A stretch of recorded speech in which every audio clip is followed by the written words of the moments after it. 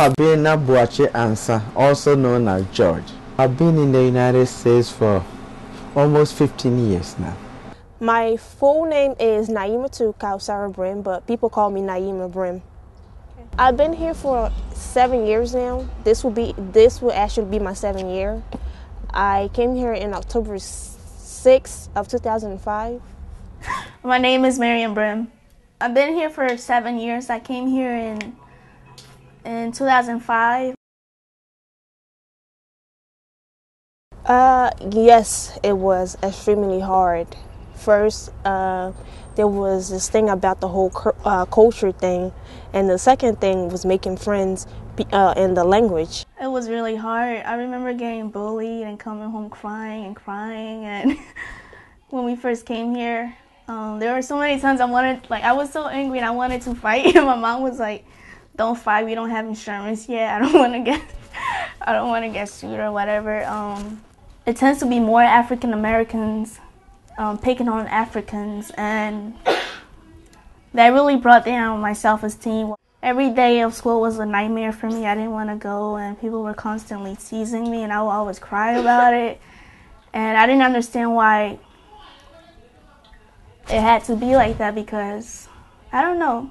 I've never been through that before, because where I live, I've grown up with everybody there, and I knew like all my friends. I knew everyone there, so I was never bullied.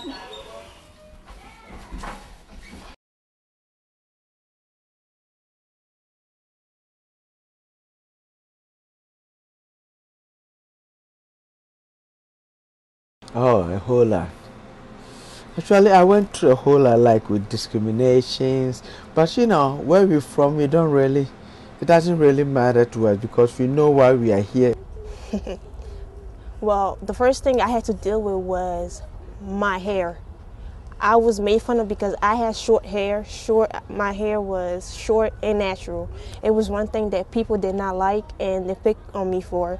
The second thing was racism, which was the first time in my life that I actually experienced it. I did not understand why people my skin color would, and kids my age would that. And the third thing, I guess, was just being African. I guess when you're African, people pick on you for that, based on what they see on TV, based on what they think they know. I think that one problem about African American is they are not that educated about their history. They're not educated about our history. I'm even sure that some black people do not know enough about slavery. It's really hard trying to fit in, especially coming here and not knowing the language. Because where I'm from Togo, which is in West Africa. It's next to Ghana. We speak Ewe and we speak French as well. So I didn't know. I just started taking English when I was back in my country. We were learning a little bit of English. All I knew was, what's your name, hi, sit down, and all that stuff. It was really hard, especially the bullying every day. It was a nightmare for me. I didn't want to come to school.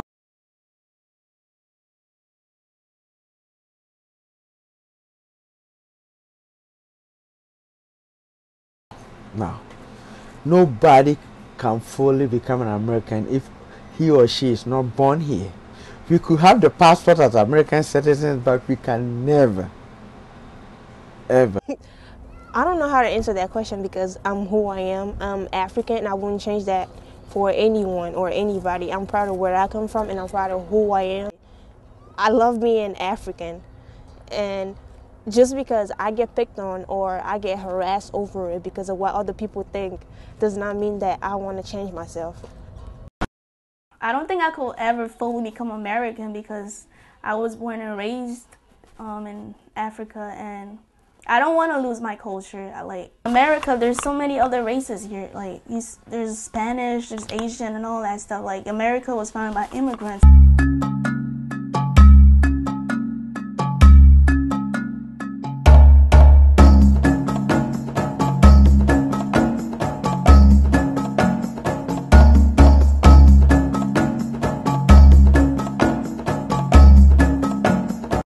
We need to raise awareness about who we are as a people. We are more than what you see on TV. When people go back home and show you people living on in camps because of war and stuff, that's just one side of a continent. A continent does not represent a country. That's what I want people to know. When you think of Africa, do not think of a country. Africa have many countries, and they have many languages, and they have many traditions. We just want to make our life better for ourselves and for our kids and for our grandkids. That's all.